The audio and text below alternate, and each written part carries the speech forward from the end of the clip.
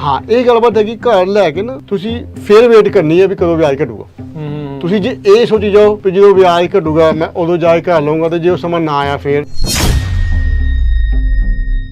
ਜਿੰਨੀ ਤੇਜ਼ੀ ਨਾਲ ਆਪਣੇ ਰਾਹੀਂ ਭਾਈ ਨੇ ਵਧਾਏ ਸੀ ਨਾ ਉਨੀ ਤੇਜ਼ੀ ਨਾਲ ਇਹ ਥੱਲੇ ਨਹੀਂ ਆਉਣਗੇ। So good time to refinance for those people ਜਿਨ੍ਹਾਂ ਦੇ ਵਿਆਜ 8% ਜਾਂ 7.5% ਤੋਂ ਉੱਪਰ ਹੈਗੇ। ਹੁਣ ਅੱਜ ਆਪਾਂ ਉਹਨਾਂ ਨੂੰ ਕਹੀਦਾ ਤੁਸੀਂ ਭਾਈ 6 ਤੇ ਲੈ ਲਓ, ਉਹ ਹੱਲੇ ਕਹਿੰਦੇ ਨੇ ਜਦੋਂ 4 ਤੱਕ ਅਸੀਂ ਫੇਰ ਲਵਾਂਗੇ। ਉਹ ਭਾਈ ਜੇ 4 ਤੱਕ ਤੇ ਰੀਫਾਈਨਾਂਸ ਕਰਾ ਲਿਓ, ਸਾਲ ਨਿਕਲ ਜਾਊਗਾ ਜਾਂ 2 ਸਾਲ ਨਿਕਲ ਜਾਣਗੇ, ਮੌਕੇ ਮਿਲਦੇ ਰਹਿਣੇ ਆ। ਪਰ ਜੇ ਅੱਜ 4% ਤੇ ਆਂਦਾ ਤੇ ਤੁਹਾਡੇ ਨਾਲ ਪਤਾ ਕਿੰਨੇ ਜਣੇ ਹੋਰ ਨਾਲ ਖੜੇ ਹੋਣੇ ਤੁਹਾਡੇ ਨਾਲ, ਮੈਂ ਵੀ ਲੈਣਾ, ਤੇ ਜਿਹੜਾ ਘਰ ਤੁਹਾਨੂੰ 4 ਦਾ ਮਿਲਣਾ ਸ਼ਾਇਦ ਤੁਹਾਨੂੰ 5 ਦਾ ਮਿਲੂ। ਜਿੱਥੇ ਅਸੀਂ 2.5-3% ਤੋਂ 6-6.5 ਤੇ ਅਸੀਂ ਗੱਲ ਕਰਨੇ ਵੀ ਗੁੱਡ ਰੇਟ ਹੈਗਾ, ਕੱਲ ਨੂੰ ਹੋ ਸਕਦਾ ਵੀ ਜੇ ਬਿਲਕੁਲ ਹੀ ਗੱਡੀ ਮੁੜ ਜਾਵੇ ਦੂਜੇ ਰੁੱਖ ਨੂੰ ਫਿਰ 8 ਤੇ 9 ਅਸੀਂ ਦੇਖਣਾ ਸ਼ੁਰੂ ਕਰ ਦਈਏ, ਫਿਰ ਸਾਨੂੰ ਇਹ 6 ਬਹੁਤ ਸੋਹਣਾ ਲੱਗਣਾ ਹੈਗਾ। ਕਾਫੀ ਲੱਗਿਆ ਸੀ ਵੀ ਹੋਰ ਥੱਲੇ ਆਣਗੇ, ਲੇਕਿਨ ਥੋੜੇ ਜਿਹੇ ਆ ਕੇ ਫਿਰ ਸਟੇਬਲ ਜੇ ਹੋ ਗਏ ਨੇ। ਤੇ ਜਦੋਂ ਇਹ ਹੁਣ ਰੀਫਾਈਨਾਂਸ ਕਰਦੇ ਆ ਦੁਬਾਰਾ 30 ਈਅਰ ਟਰਮ ਹੁੰਦੀ ਆ ਜਾਂ ਜਿੰਨਾ ਰਹਿ ਗਿਆ ਹੁੰਦਾ ਆ? ਤੇਰਾ ਮਤਲਬ 30 ਸਾਲ ਦੀ ਮੋਰਗੇਜ 26 ਸਾਲ ਹੈਗੇ, ਜਿਹੜੀ ਟਰਮ ਹੈਗੀ ਅਸੀਂ ਉੱਥੇ ਰੱਖਣੀ ਹੈ। ਜੇ ਤੁਹਾਡੇ 26 ਸਾਲ ਰਹਿੰਦੇ ਨੇ ਤੇ ਅਸੀਂ 26 ਸਾਲ ਦਾ ਹੀ ਦੁਬਾਰਾ ਤੋਂ ਰੀਫਾਈਨਾਂਸ ਕਰਾਂਗੇ। ਠੀਕ, ਇੰਟਰਸਟ ਰੇਟ ਅੰਡਰ ਪ੍ਰੈਸ਼ਰ ਹੈਗੇ ਨੇ। ਸਤਿ ਸ਼੍ਰੀ ਅਕਾਲ। Punjabi radio USA, Punjabi TV USA ਦੇ ਸਾਰੇ ਸਰੋਤਿਆਂ ਤੇ ਦਰਸ਼ਕਾਂ ਨੂੰ ਜੀ ਆਇਆਂ ਨੂੰ ਪਿਆਰ ਭਰੀ ਸਤਿ ਸ਼੍ਰੀ ਅਕਾਲ।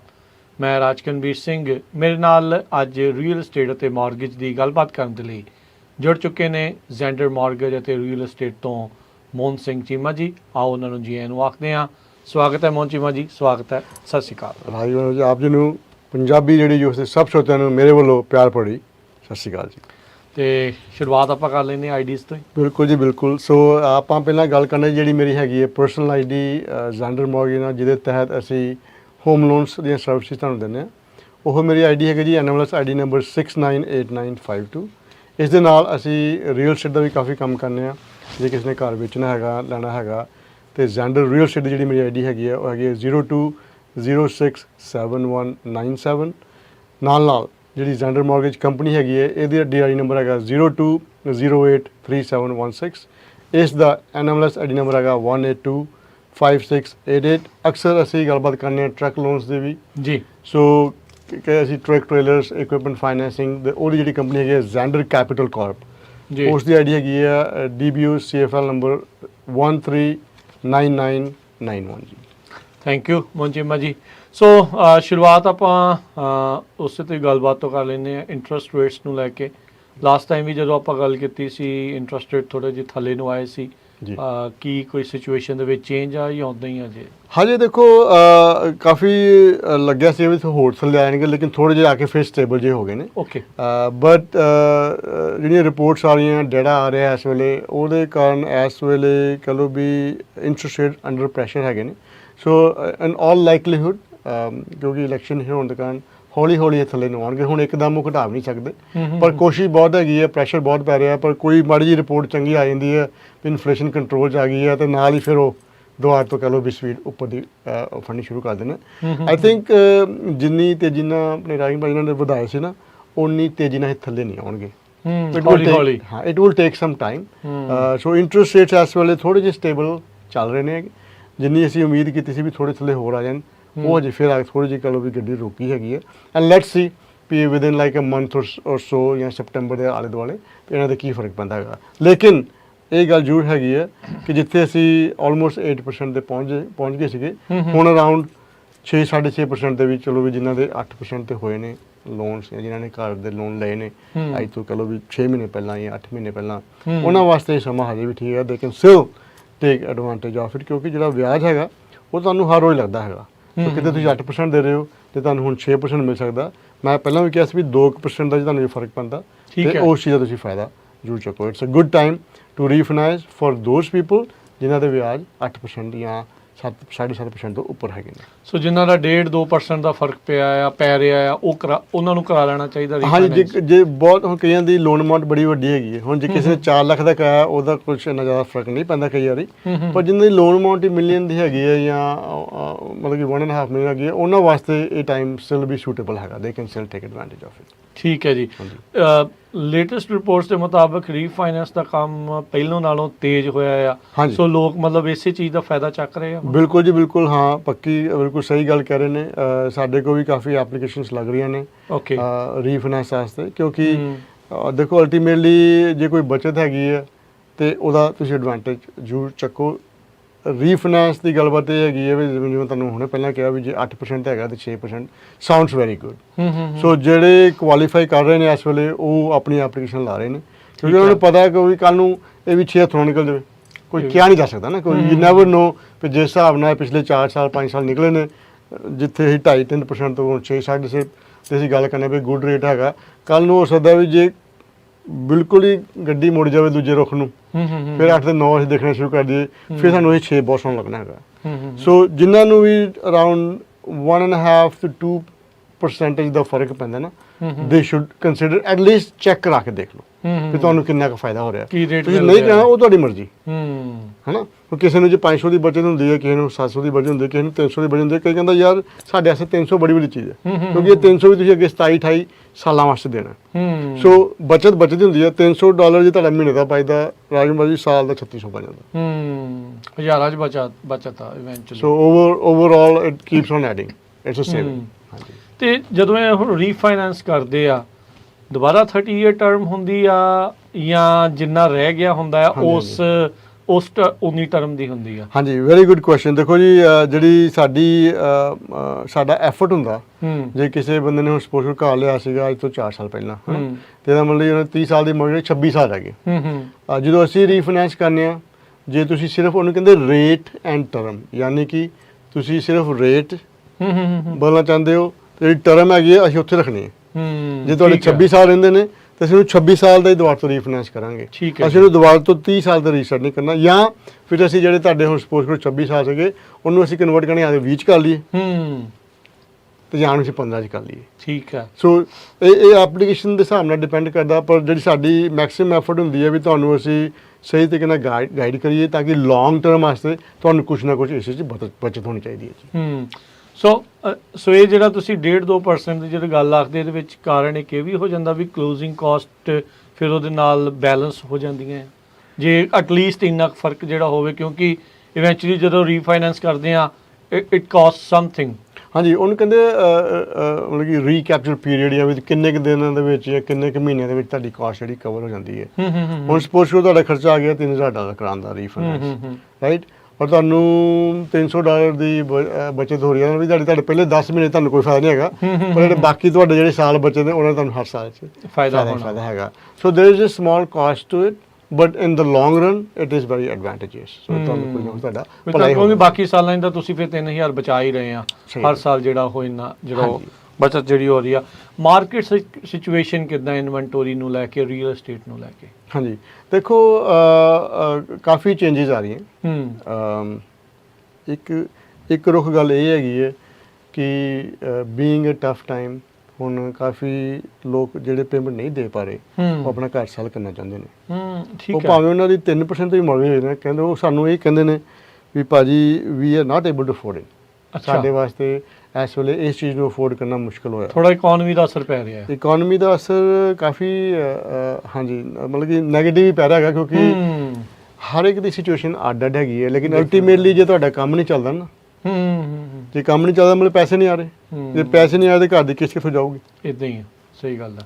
ਸੋ ਪ੍ਰੋਬਲਮਸ ਹੈਗੀਆਂ, ਪਰ ਲੇਕਿਨ ਇਹਦੇ ਵਿੱਚ ਜਿਹੜਾ ਇੱਕ ਜਿਹੜੀ ਥੋੜ੍ਹੀ ਜਿਹੀ ਚੀਜ਼ ਜਿਹੜੀ ਬਿਹਤਰ ਹੋਈ ਹੈ ਉਹ ਇਹ ਹੋਈ ਹੈ ਕਿ ਜਿਨ੍ਹਾਂ ਨੇ ਘਰ ਲਏ ਸੀ ਉਹਨਾਂ ਦੇ ਘਰਾਂ ਦੇ ਵਿੱਚ ਐਕੁਇਟੀ ਬਣੀ ਹੈ, ਮਤਲਬ ਕਿ ਉਹ ਖਾਲੀ ਹੱਥ ਨਹੀਂ ਜਾ ਰਹੇ, ਕੁਝ ਕਮਾਈ ਕਰਕੇ ਜਾ ਰਹੇ। ਇਸੇ ਕਾਰਨ ਇਹ ਕੰਮ ਜਿਹੜਾ ਹਾਊਸਿੰਗ ਦਾ ਹੈਗਾ ਜਿਹਦੇ ਨਾਲ ਮੈਂ ਇਨਵੋਲਵਡ ਹੈਗਾ, ਮੈਨੂੰ ਖੁਸ਼ੀ ਹੁੰਦੀ ਹੈ ਕਿਸੇ ਨਾ ਕਿਸੇ ਦਾ ਭਲਾ ਹੀ ਹੋ ਰਿਹਾ। ਭਾਵੇਂ ਉਹ ਮੁਸ਼ਕਿਲ ਸਮੇਂ 'ਚ ਵੀ ਘਰ ਵੇਚਦੇ ਨੇ ਤੇ ਕੋਈ ਨਾ ਕੋਈ ਲੱਖ ਕੱਢ ਰਿਹਾ, ਕੋਈ 1.5 ਲੱਖ ਕੱਢ ਰਿਹਾ, ਕੋਈ 3 ਲੱਖ ਵੀ ਕੱਢ ਰਹੇ ਹੈਗੇ ਨੇ। ਉਹ ਕਹਿੰਦੇ ਅਸੀਂ ਆਪਣੇ ਕੱਢ ਕੇ ਆਪਣਾ, ਕੋਈ ਕਹਿੰਦਾ ਮੈਂ ਟਰੱਕ ਦੀਆਂ ਕਿਸ਼ਤਾਂ ਕੈਚਅਪ ਕਰ ਲਾਂ, ਕੋਈ ਕਹਿੰਦਾ ਮੈਂ ਆਪਣੇ ਕ੍ਰੈਡਿਟ ਕਾਰਡ ਪੇ ਕਰਦਾ ਜਿਹੜੇ 20-30% ਤੇ ਚੱਲਦੀਆਂ ਪੇਮੈਂਟਾਂ, ਕਿਸੇ ਨੂੰ ਕੋਈ ਹੋਰ ਲੋੜ ਹੈਗੀ ਹੈ। ਸੋ ਇਹ ਦੇਖੋ ਘਰ ਨੇ ਤੁਹਾਨੂੰ ਕੁਝ ਨਾ ਕੁਝ ਦਿੱਤਾ। ਸਹੀ ਗੱਲ, ਠੀਕ ਹੈ, ਇਹ ਕੁਝ ਨਾ ਕੁਝ ਤੁਹਾਨੂੰ ਦੇ ਗਿਆ, ਭਾਵੇਂ ਤੁਸੀਂ ਕੋਵਿਡ ਦੇ ਸਮੇਂ 'ਚ ਘਰ ਲਏ ਸੀਗੇ ਜਾਂ ਉਸ ਤੋਂ ਪਹਿਲਾਂ ਲਏ ਸੀ ਘਰ, ਉਹ ਅੱਜ ਦੇ ਸਮੇਂ ਦੇ ਵਿੱਚ ਤੁਹਾਨੂੰ ਇੱਕ ਤੁਹਾਡਾ ਬੈਂਕ ਬਣਿਆ ਹੋਇਆ, ਤੁਹਾਡੇ ਉਹਦੇ 'ਚ ਤੁਹਾਡੇ ਪੈਸੇ ਜਿਹੜੇ ਕੱਲ੍ਹ ਵੀ ਤਰ੍ਹਾਂ ਜਮ੍ਹਾਂ ਹੋਏ ਨੇ।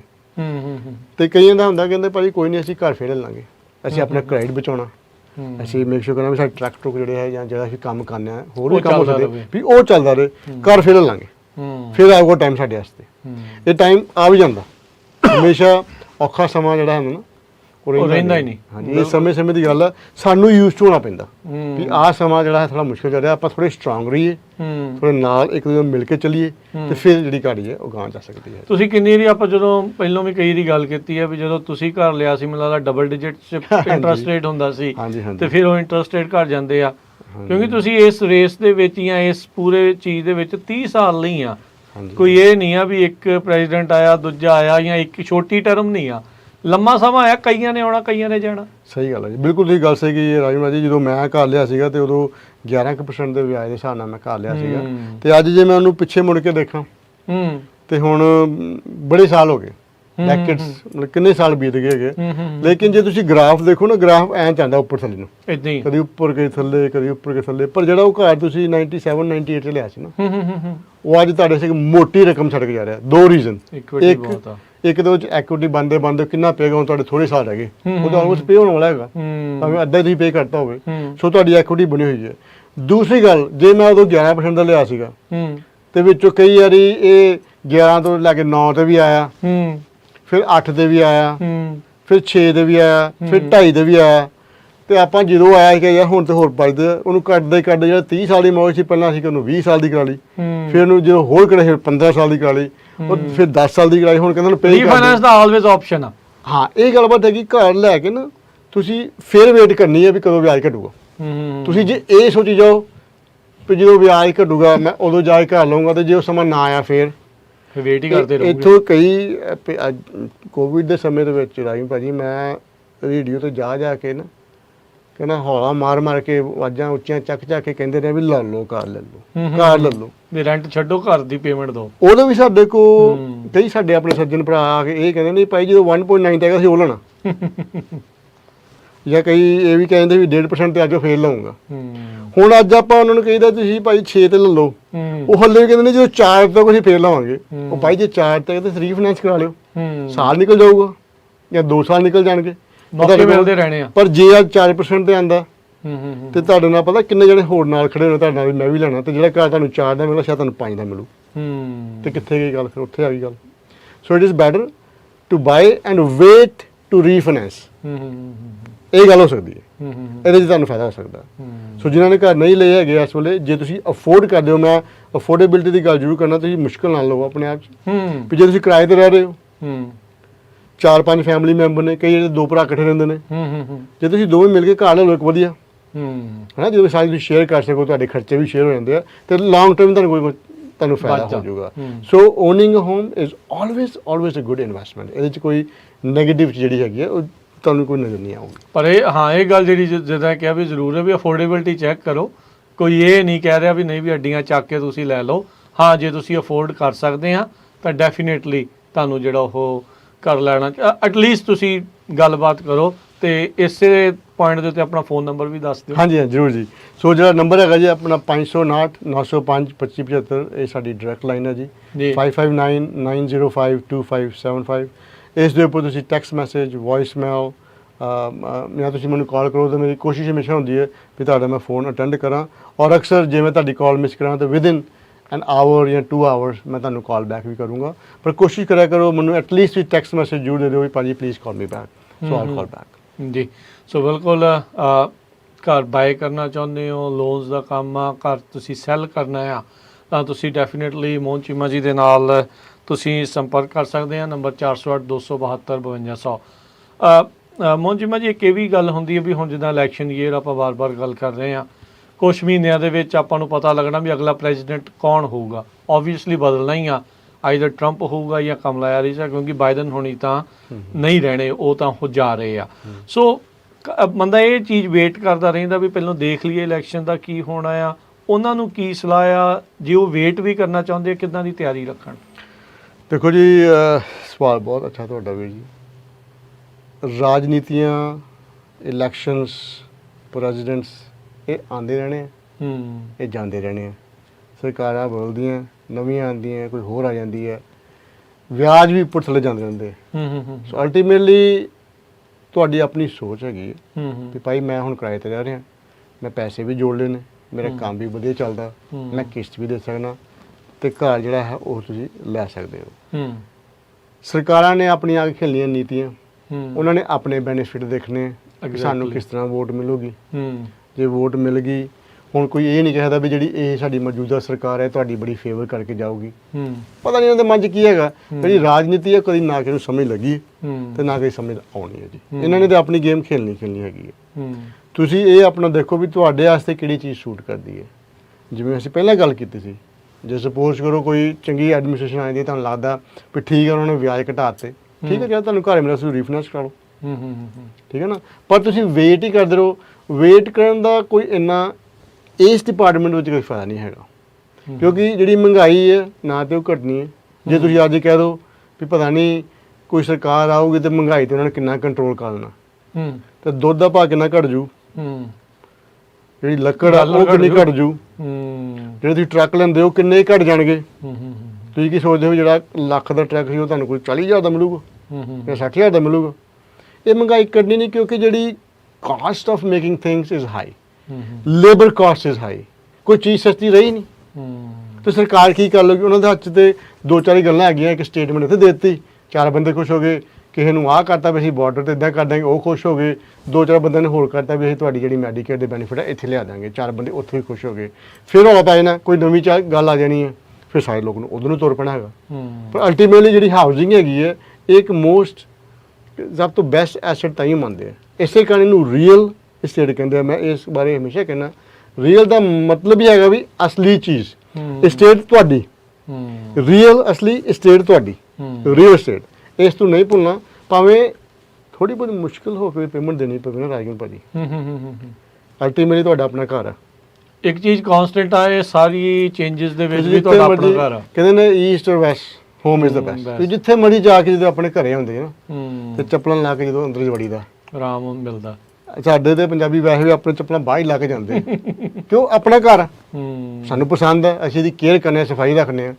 ਮਾਤਾ ਪਿਤਾ ਰਹਿ ਰਹੇ ਨੇ, ਬੱਚੇ ਰਹਿ ਰਹੇ ਨੇ, ਵਾਈਫ ਰਹਿ ਰਹੀ ਹੈ, ਉਹਨਾਂ ਦੀ ਫੈਮਿਲੀ ਆਈ, ਕਿਸੇ ਦੀ ਫੈਮਿਲੀ ਆਈ, ਤੁਸੀਂ ਆਪਣੇ ਘਰੇ ਲੈ ਕੇ ਜਾਂਦੇ ਹੋ। ਅਪਾਰਟਮੈਂਟ 'ਚ ਕਿੰਨੀ ਕੁ ਦੇਰ ਲੈ ਕੇ ਰਹੀ ਜਾਓਗੇ? ਪਰ ਕਈਆਂ ਦੀ ਚਲੋ ਮਜਬੂਰੀ ਵੀ ਹੈਗੀ, ਨਹੀਂ ਸਿਚੁਏਸ਼ਨਸ ਆ ਹਰ ਇੱਕ ਦੀਆਂ ਵੱਖੋ ਵੱਖਰੀਆਂ। ਪਰ ਇਸ ਬਾਰੇ ਗੈਟ ਐਜੂਕੇਟਿਡ, ਆਪਣੇ ਪੈਸੇ ਜੋੜੋ, ਕ੍ਰੈਡਿਟ ਨੂੰ ਸਾਫ਼ ਰੱਖੋ, ਬੀ ਪ੍ਰੀਪੇਅਰਡ। ਆ ਇੱਕ ਐਸਾ ਮੁਲਕ ਹੈ ਰਾਜੀ ਭਾਜੀ, ਤੁਸੀਂ 3.5% ਡਾਊਨ ਦੇ ਕੇ ਵੀ ਘਰ ਲੈ ਸਕਦੇ ਹੋ। ਇਹ ਕਿਤੇ ਨਹੀਂ ਹੈਗਾ। ਐਜ਼ ਲਿਟਲ 3 or 3.5% ਡਾਊਨ ਤੁਸੀਂ ਘਰ ਦੇ ਮਾਲਕ ਬਣ ਸਕਦੇ ਹੋ। ਇਹ ਬੜੀ ਬੜੀ ਚੀਜ਼ ਹੈਗੀ। ਬਿਲਕੁਲ। ਸੋ ਬਾਕੀ ਨੰਬਰ ਇੱਕ ਵਾਰੀ ਫਿਰ ਦੱਸਿਓ ਜੀ। ਹਾਂਜੀ ਜ਼ਰੂਰ ਜੀ। ਨੰਬਰ ਹੈਗਾ 559 905 2575 559 905 2575 ਜੀ। ਤੇ ਮੋਹਨਜੀਮਾ ਜੀ, ਤੁਸੀਂ ਦੱਸ ਰਹੇ ਸੀ ਜਿਹੜਾ ਆਪਣਾ ਜਸਵੰਤ ਸਿੰਘ, ਸ਼ਹੀਦ ਜਸਵੰਤ ਸਿੰਘ ਖਾਲੜਾ ਪਾਰਕ ਆ, ਉਸ ਦੇ ਨਜ਼ਦੀਕ ਇੱਕ ਪ੍ਰਾਪਰਟੀ ਤੁਸੀਂ ਲਿਸਟ ਕਰ ਰਹੇ ਆ ਜਾਂ ਕਰਤੀ ਆ? ਹਾਂਜੀ, ਇੱਕ ਅਸੀਂ ਦੇਖੋ ਸਾਡੇ ਕੋਲ, ਅਸੀਂ ਹਰ ਜਦੋਂ ਵੀ ਤੁਹਾਡੇ ਨਾਲ ਮਿਲਦੇ ਹਾਂ ਰਾਜੂ ਭਾਜੀ, ਸਾਡੀ ਕੋਸ਼ਿਸ਼ ਹੁੰਦੀ ਹੈ ਵੀ ਆਪਣੀ ਜਿਹੜੀ ਆਪਣੀ ਕਮਿਊਨਿਟੀ ਹੈ ਉਹਨੂੰ ਅਸੀਂ ਐਜੂਕੇਟ ਰੱਖੀਏ। ਇੱਕ ਖਾਲੜਾ ਪਾਰਕ ਦੇ ਲਾਗੇ ਅਸੀਂ ਪ੍ਰਾਪਰਟੀ ਲਿਸਟ ਕੀਤੀ ਹੈ 2345 ਨਾਰਥ ਵੈਲੈਂਟਾਈਨ। ਇਹ ਅਰਾਊਂਡ 4.77 ਏਕੜ ਜ਼ਮੀਨ ਹੈਗੀ ਹੈ, ਰੈਜ਼ੀਡੈਂਸ਼ੀਅਲ ਏਰੀਆ 'ਚ ਹੈਗੀ ਹੈ। ਇੱਥੇ ਜੇ ਕਿਸੇ ਇਨਵੈਸਟਰ ਨੇ ਇੱਥੇ ਘਰ ਬਣਾਉਣੇ ਨੇ ਜਾਂ ਅਪਾਰਟਮੈਂਟ ਕੰਪਲੈਕਸ ਬਣਾਉਣਾ ਤਾਂ ਉਹਨਾਂ ਨੂੰ ਸ਼ਾਇਦ ਪਰਮਿਟ ਲੈਣ ਦੇ ਵਿੱਚ ਕੋਈ ਜ਼ਿਆਦਾ ਦਿੱਕਤ ਨਹੀਂ ਆਊਗੀ। ਆਲੇ ਆਲਰੇਡੀ ਰੈਜ਼ੀਡੈਂਸ਼ਲੀ ਜ਼ੋਨ ਹਾਂ ਤੇ ਲੱਗੇ ਸਕੂਲ ਵੀ ਹੈਗਾ, ਸਾਹਮਣੇ ਖਾਲੜਾ ਪਾਰਕ ਵੀ ਹੈਗਾ। ਏਰੀਆ ਵੀ ਆਪਣਾ 93722 ਜ਼ਿਪ ਕੋਡ ਪੈਂਦਾ। ਔਰ ਜਿਹੜੀ ਇਹਦੀ ਪ੍ਰਾਈਸ ਹੈਗੀ 650,000, ਮਤਲਬ ਕਿ 6.5 ਲੱਖ। ਅੱਛਾ, ਤੇ ਰਾਈਟ ਨਾਓ ਉੱਥੇ ਖਾਲੀ ਜ਼ਮੀਨ ਆ ਜਾਂ ਘਰ ਹੈਗਾ? ਉਹਦੇ ਵਿੱਚ ਘਰ ਹੈਗਾ, ਪਰ ਉਹ ਘਰ ਰਹਿਣ ਵਾਲਾ ਨਹੀਂ ਹੈਗਾ। ਠੀਕ ਹੈ, ਉਹਨੂੰ ਜਾਂ ਤਾਂ ਤੁਸੀਂ ਬਹੁਤ ਠੀਕ ਕਰਾਓਗੇ, ਉਹਦਾ ਫਾਇਦਾ ਨਹੀਂ ਹੈਗਾ। ਮੈਂ ਘਰ ਨੂੰ ਕਾਊਂਟ ਹੀ ਨਹੀਂ ਕਰ ਰਿਹਾ। ਮੈਂ ਕਹਿੰਦਾ ਵੀ ਉਹਦੇ ਵਾਸਤੇ ਵਧੀਆ, ਜਿੰਦੇ ਉੱਥੇ ਆ ਕੇ ਕੱਲ ਨੂੰ ਕੋਈ ਚੀਜ਼ ਬਣਾਉਣੀ ਹੈ, ਇਨਵੈਸਟਮੈਂਟ ਵਾਸਤੇ ਵਧੀਆ, ਕਿਉਂਕਿ ਅਲਟੀਮੇਟਲੀ ਇਹ ਸ਼ਹਿਰ ਦੇ ਵਿੱਚ ਜ਼ਮੀਨ ਪੈਂਦੀ ਹੈਗੀ ਹੈ। ਫਰੀਵੇ ਦੇ ਵੀ ਲੱਗੇ ਹੀ ਆ, ਫਰੀਵੇ ਦੇ ਲੱਗੇ ਹੈਗੀ ਆ, ਔਰ ਰੀਜ਼ਨੇਬਲੀ ਪ੍ਰਾਈਸ ਹੈਗੀ ਹੈ। ਸੋ 2345 ਨਾਰਥ ਵੈਲੈਂਟਾਈਨ। ਜੇ ਕਿਸੇ ਦਾ ਕੋਈ ਵੀ ਸਵਾਲ ਹੋਵੇ ਤੁਸੀਂ ਮੇਰੇ ਨੰਬਰ 559 905 2575 ਪਰ ਜ਼ਰੂਰ ਕਾਲ ਕਰਨੀ ਹੈ ਜੀ।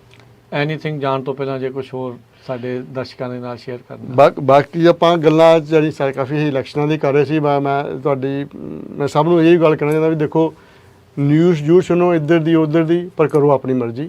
ਆਪਣਾ ਦੇਖੋ ਅਫੋਰਡੇਬਿਲਿਟੀ ਫੈਕਟਰ। ਔਰ ਕਿਉਂਕਿ ਮੈਂ ਇਸ ਇੰਡਸਟਰੀ 'ਚ ਕਾਫੀ ਸਮੇਂ ਤੋਂ ਕੰਮ ਕਰ ਰਿਹਾ, ਔਰ ਜਿਨ੍ਹਾਂ ਨਾਲ ਵੀ ਮੇਰਾ ਕਦੇ ਤਾਲੁਕਾਤ ਬਣਿਆ, ਜਿਨ੍ਹਾਂ ਨੇ ਮੇਰੇ ਤੋਂ ਘਰ ਲਏ ਨੇ, ਜਿਨ੍ਹਾਂ ਕਿਸੇ ਘਰ ਵੇਚੇ ਨੇ, ਕਿਸੇ ਲੋਨ ਕਰਾਏ ਨੇ, ਤੁਹਾਡਾ ਐਕਸਪੀਰੀਅੰਸ ਵਧ ਜਾਂਦਾ। ਮੈਂ ਸਭ ਦਾ ਬਹੁਤ ਬਹੁਤ ਧੰਨਵਾਦ ਕਰਨਾ ਮਨੋ ਵੀ ਤੁਹਾਡੇ ਕਾਰਨ ਸਾਡਾ ਕੰਮ ਚੱਲਦਾ ਹੈਗਾ। ਤੇ ਸਾਨੂੰ ਤੁਸੀਂ ਆਪਣੇ ਖਿਆਲਾਂ 'ਚ ਰੱਖੋ। ਜੇ ਤੁਹਾਡਾ ਕੋਈ ਸਵਾਲ ਹੋਵੇ ਤਾਂ ਤੁਸੀਂ ਸਾਨੂੰ ਕਾਲ ਜ਼ਰੂਰ ਕਰਨੀ ਹੈ, ਇੱਥੋਂ ਨਹੀਂ ਭੁੱਲਣਾ ਜੀ। ਧੰਨਵਾਦ ਮੋਹਨਜੀਮਾ ਜੀ।